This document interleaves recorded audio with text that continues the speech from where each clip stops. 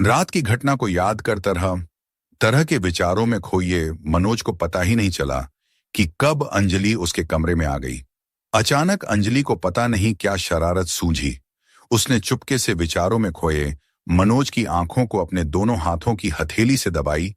तो मनोज ने जैसे ही अपनी आंखों को दबा रखी हथेलियों का स्पर्श किया तो वह जोर से चीख पड़ा। अचानक मनोज के जोर से चीख कर बेहोश हो जाने से अंजलि बुरी तरह घबरा गई। बेहोश हुए मनोज की उससे हालत देखी नहीं गई। वह मनोज की हालत देखकर थर थर कांपने लगी। उसकी समझ में नहीं आ रहा था कि अचानक मनोज को ऐसा क्या हो गया। मनोज की चीख को सुनकर उसके पड़ोस में रहने वाली अनुराधा दौड़ी चली आई। मनोज की चीख इतनी जोर की थी कि आसपास के लोग भी घबराकर मनोज के पास दौड़कर चले आए। बड़े दिन की छुट्टी खत्म होने वाली थी। स्कूल कॉलेज लगना शुरू होने वाले थे। इस बीच अपने गांव से जल्दी लौट आए मनोज को अब सर पर सवार परीक्षा की तैयारी में जुट जाना था। अर्धवार्षिक परीक्षा के बाद होने वाली पढ़ाई में जरा सी भी बढ़ती ढील पूरा साल बर्बाद कर सकती थी। सुबह जल्दी न उठ पाने की आदत के कारण मनोज ने अपने मकान मालिक से कहा था कि अंकल, आप जब भी मॉर्निंग वॉक के लिए जाते हैं मुझे भी साथ लेते चलिए, मैं भी साथ चलूंगा। पिछले कई सालों से मनोज के मकान मालिक कुंदन मैथ्यू मॉर्निंग वॉक के लिए जाते थे। मनोज ने सोचा कि वह सुबह 4 से 5:30 बजे तक मॉर्निंग वॉक के बहाने अपनी किताबें कापियां लेकर शांति से खुले मैदान में बैठकर पढ़ लेगा। एक पंथ दो काज के बहाने से सुबह देर से जगने की परेशानी से भी मुक्ति मिल जाएगी। अपने कमरे में सोने जाने से पहले मनोज ने एक बार फिर याद दिलाते हुए कहा कि अंकल, रात से मैं भी आपके साथ चलूंगा। मनोज का कमरा ऊपर की मंजिल पर होने की वजह से 3-4 दोस्त साथ मिलकर रहा करते थे। मनोज के सहपाठी आज शाम तक वापस लौट कर आने का कहकर गए थे, लेकिन जब वे नहीं आए तो आज शाम को ही अपने गांव से वापस लौटे। मनोज को आज की रात अकेले ही काटनी थी, इसलिए वह ज्यादा देर तक जगने के बजाय सोने चला गया। 31 दिसंबर की उस रात अपने कमरे में अकेले सोए मनोज ने उस रात को जोर की पड़ने वाली ठंड से बचने के लिए अपने सारे गर्म कपड़े पहनने के बाद अपने गांव से अब की बार साथ लाई जयपुरी मखमली रजाई को अपने ऊपर डालकर उसकी गर्माहट में दुबक कर सो गया। सपनों की दुनिया में खोए मनोज की अचानक हुई खटपट की आवाज से नींद खुल गई।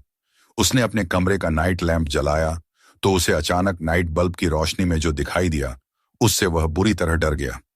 उसे अपने कमरे में एक भयानक डरावनी सूरत वाली काली बिल्ली दिखाई दी, जिसकी आंखों से अंगारे बरस रहे थे। उस काली भयावह डरावनी सूरत वाली बिल्ली से वह कुछ पल के लिए डर गया, लेकिन उसने हिम्मत से काम लेते हुए उस बिल्ली को भगाने के लिए डंडा तलाशना चाहा, लेकिन उसे जब कहीं भी डंडा दिखाई नहीं दिया। इस बीच डंडा तलाशते समय उसकी नजर अनायास सामने की ओर बने सेंट पॉल चर्च की ओर गई तो उसका कलेजा कांप गया। उसने अपने ऊपर की मंजिल पर स्थित कमरे से देखा कि रात के समय आसमानी तारों की जगमग रोशनी में उस चर्च के सामने बनी बावली के भीतर से एक महिला निकलकर उसके मकान की ओर आती दिखाई दी। सफेद लिबास पहनी वह महिला उसके मकान मालिक कुंदन मैथ्यू के कमरे की ओर आती दिखाई दी। वह महिला बिना कुछ बोले उसके मकान मालिक के कमरे में चली गई। उसे अपनी आंखों पर भरोसा नहीं हो रहा था कि उसने अभी कुछ देर पहले क्या देखा। आखिर वह महिला कौन थी? उसका इस मकान मालिक से क्या नाता रिश्ता है? वह यहां पर इतनी रात को क्या करने आई है? और न जाने कितने प्रकार के विचारों में खोए मनोज का डर के मारे बुरा हाल था। अगर वह बिस्तर पर जाकर नहीं बैठता तो वह बुरी तरह लड़खड़ाकर गिर जाता। मनोज ने जैसे तैसे पूरी रात को अपनी आंखें के सामने काटा। उसका एक एक पल उसे सालों की तरह लग रहा था। सुबह होते ही जब उसके मकान मालिक कुंदन मैथ्यू ने उसे घूमने के लिए चलने को कहा तो उसने पेट दर्द का बहाना बनाकर वह अपने बिस्तर में दुबक कर सो गया। उसकी आंखों की नींद उड़ गई थी। वह बार बार यही सोचता रहा कि उस बावली से निकलने वाली महिला कौन थी? उसका इस मकान मालिक से क्या संबंध है? सवालों में उलझे मनोज ने किसी तरह दिन निकलते तक का समय काट लिया, पर वह रात की घटना से परेशान हो गया। दिन भर बेचैन मनोज जब आज कॉलेज भी नहीं आया तो उसके मकान मालिक ने उससे आखिर पूछ लिया, बेटा मनोज, क्या बात है? तुम्हारा पेट दर्द क्या अब भी कम नहीं हुआ है? अगर तकलीफ अभी भी है तो डॉक्टर के पास चलो, मैं तुम्हें ले चलता हूं। नहीं अंकल, ऐसी कोई बात नहीं है, बस यूं ही इच्छा नहीं हो रही है। आप चिंता ना करें, मैं ठीक हूं। यह कहकर मनोज अपने कमरे से बाहर निकलकर आ गया। रात की घटना को याद करता विचारों में खोए मनोज की अचानक किसी ने आंखों पर हथेली रखकर उसकी आंखों को दबा दिया। मनोज ने जैसे ही आंखों को दबा रखी, हथेलियों का स्पर्श किया तो वह चीख पड़ा और वह कटे वृक्ष की भौती जमीन पर धड़ाम से गिर पड़ा। मनोज के चीख कर बेहोश गिर जाने से अंजलि बुरी तरह घबरा गई। वह मनोज की हालत देखकर थर थर कांप रही थी। उसकी समझ में नहीं आ रहा था कि अचानक मनोज को क्या हो गया। मनोज की चीख को सुनकर आसपास के लोग घबराकर मनोज के पास दौड़कर चले आए। कुछ ही पल में पूरा मोहल्ला जमा हो गया। किसी के कुछ समझ नहीं आ रहा था। अंजलि का तो हाल बेहाल था। कुछ लोग मनोज को उठाकर उसके कमरे में ले गए। इस बीच कुछ लोग डॉक्टर को तो कुछ लोग झाड़ने फूंकने वाले को लेकर आ गए। डॉक्टरों के लाख प्रयास के बाद रात वाली घटना को याद करके सिहर उठता था। इस बीच जब अंजलि ने चुपके से आकर उसकी आंखें क्या दबाई, वह चीख कर ऐसा बेहोश हुआ कि उसे अभी तक होश नहीं आया। जब काफी देर तक मनोज को होश नहीं आया तो फिर क्या था उसके आस। पड़ोस के लोगों ने ओंझा फकीरों को बुलवा लिया। सुबह से लेकर शाम तक झाड़ फूक जंतर मंतर का दौर शुरू हो गया। चर्च के फादर रॉबिन्सन इन बातों पर विश्वास नहीं करते थे। इस बीच कोई मौलाना साहब को लेकर आ गया। मौलाना साहब ने कुछ बुदबुदाते हुए मनोज के चेहरे पर पानी के छींटे मारे तो अचानक बड़ी बड़ी आंखें खोलकर घूरता हुआ जनानी आवाज में बोला, तुम सब भाग जाऊं, नहीं तो किसी एक को भी नहीं छोड़ूंगी। मौलाना साहब ने बताया कि यह लड़का किसी जनानी प्रेत के चक्कर में पड़ गया है। इसे कुछ समय लगेगा। ऐसा करें, आप आधा घंटे का मुझे समय दे दीजिए, मैं इसे ठीक कर दूंगा। हाँ, एक बात और भी, इस लड़के का कोई अगर अपना है तो वह ही इसके साथ रहे, बाकी सब चले जाएं।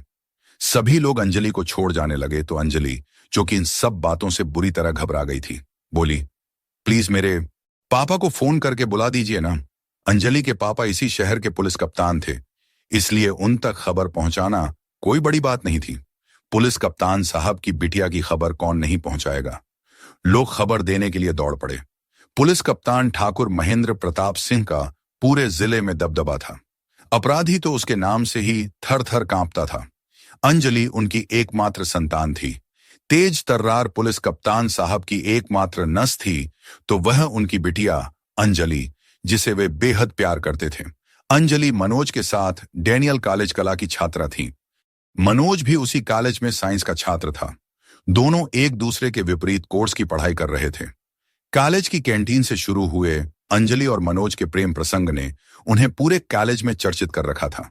पुलिस कप्तान की बिटिया होने की वजह से हर कोई उसके आसपास आने से डरता था। वह अक्सर मनोज से मिलने आती थी। पिछले 4-5 माह से दोनों के बीच चल रहे प्रेम प्रसंग की पूरी कॉलोनी में चर्चा होती थी। लोग चर्च कॉलोनी के इन दोनों प्रेमियों की तुलना हिर रांझा, लैला मजनू, सोनी महिवाल से करते। अंजलि शहर के पुलिस कप्तान की बिटिया थी, इसलिए कोई भी उसके बारे में बुरा भला कह पाने की हिम्मत नहीं कर पाते थे। कई बार तो कप्तान की कार ही मनोज को लेने आती थी। पूरे मोहल्ले में मनोज का जलवा था। अंजलि की मम्मी को ब्लड कैंसर की बीमारी थी, जिसकी वजह से वह असमय ही काल के गाल में समा गई थी। अंजलि की मम्मी का जब निधन हुआ था उस समय वह 6 माह की थी।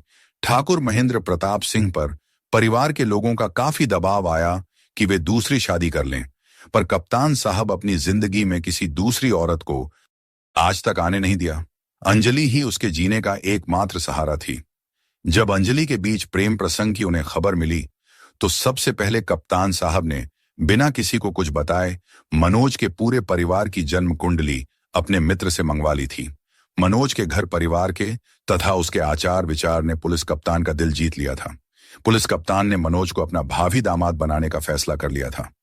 अगले वर्ष दोनों का विवाह कर उनका घर संसार बसा देने का फैसला ठाकुर महेंद्र प्रताप सिंह तथा मनोज के पापा के बीच हो चुका था। लेकिन दोनों के बीच की बातचीत को अभी गुप्त रखा था। इस बात का न अंजलि को पता था और ना ही मनोज को आभास था कि उसके पापा और अंजलि के डैडी के बीच कोई बातचीत भी हुई है। अंजलि की खबर मिलते ही पुलिस कप्तान दौड़े चले आए। उनके साथ शहर का पुलिस विभाग भी आगे पीछे दौड़ा चला आया। ठाकुर महेंद्र प्रताप सिंह की बिटिया संकट में है, ये खबर सुनकर भला कौन चुप बैठ सकता था। सबसे ज्यादा हैरान परेशान अखबार और टीवी चैनल वाले थे, क्योंकि उन्हें आपस में इस बात का डर सता रहा था कि कहीं उनकी खबर आने पहले ही कोई ब्रेकिंग न्यूज न चला दे। शहर में सनसनीखेज खबर के घट जाने के चलते सारे मीडियाकर्मी ठाकुर महेंद्र प्रताप सिंह को खोजते कुंदन मैथ्यू के घर पर आ धमके। सेंट पॉल चर्च कॉलोनी की इस घटना की चर्चा शहर के पान ठेलों एवं होटलों तथा चाक चौराहों पर होने लगी। कुंदन मैथ्यू के घर पुलिस कप्तान के पहुंचते ही वहां पर जमी भीड़ छटने लगी। ठाकुर महेंद्र प्रताप सिंह उस कमरे में चले गए जहां पर गुमसुम अंजलि और मौलवी साहब के अलावा मनोज के अलावा उनके आसपास के लोग बैठे हुए थे।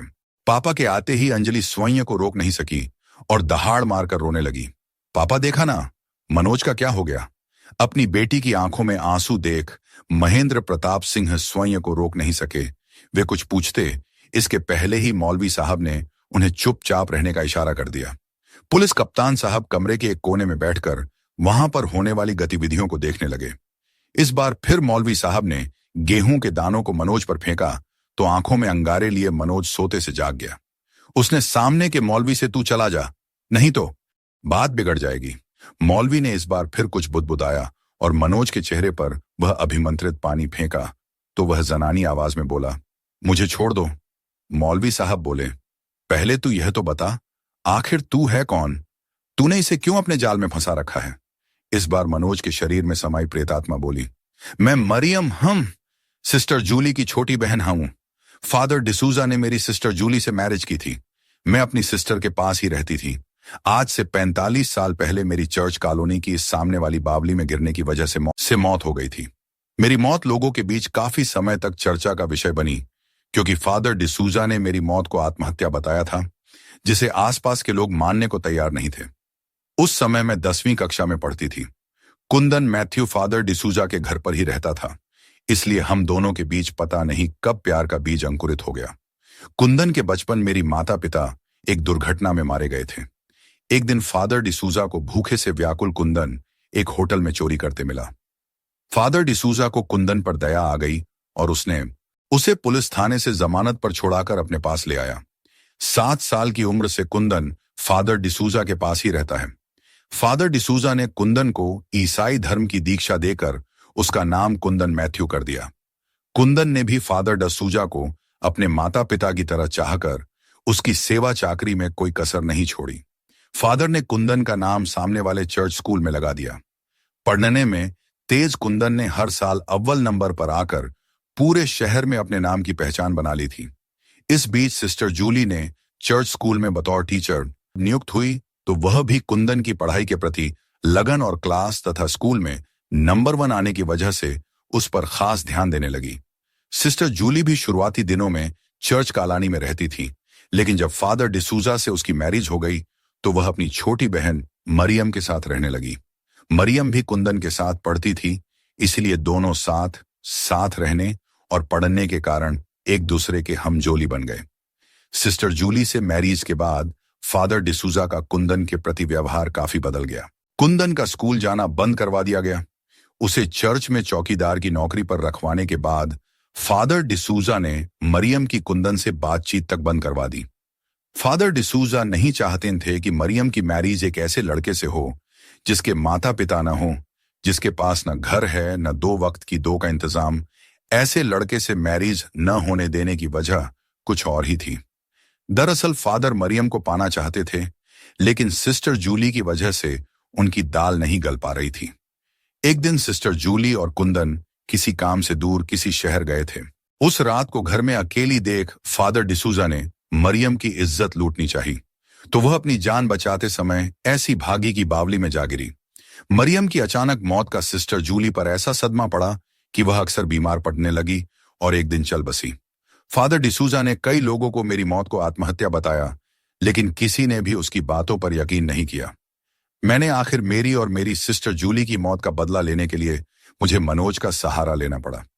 मैं मनोज को बस एक ही शर्त पर छोड़ सकती हूं, यदि आप मेरी कब्र पर एक काला गुलाब, वो भी मेरे और कुंदन के प्यार की निशानी, बतौर लोगों के बीच लंबे समय तक पहचाना जा सके। लोगों ने जूली की मनोज के माध्यम से कहीं बातों पर विश्वास करके एक काला गुलाब की कली की कहीं से व्यवस्था करके ज्यों ही उसकी कब्र पर गाड़ा, इधर मनोज अपने आप ठीक हो गया। आज भी कुंदन और जूली के प्यार का वह प्रतीक लोगों के लिए ऐसा सबक साबित हुआ है कि लोग कभी भी ऐसे प्रेमी के प्यार के बीच में खलनायक बनने का प्रयास नहीं करते जो एक दूसरे को जान से ज्यादा चाहते हैं। अभी कुछ दिनों पूर्व ही अंजलि अपने पति मनोज और पापा डीआईजी ठाकुर महेंद्र प्रताप सिंह के साथ जब नागपुर जा रही थी तो वह छिंदवाड़ा होते हुए जूली की कब्र तक पहुंची, यह जानने के लिए कि उसके द्वारा अकुनरित काला गुलाब कैसा है।